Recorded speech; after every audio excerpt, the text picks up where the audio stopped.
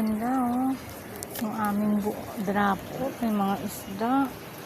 May mga isda ang bahay. Yung furnace sa labas. May doorbell ba?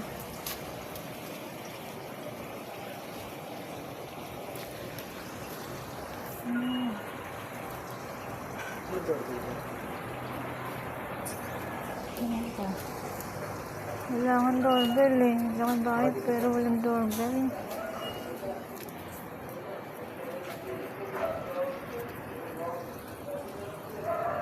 Ang ganda ng bahay. Ang ganda naman dito. Ang ganda ng mga ispan. Furnace po. Oh. Oh. Ginagawa niya pa yan siguro. Ano ba may aso?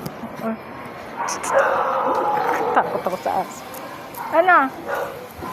Nandiyan nga? Nandiyan na? Dito pa sa may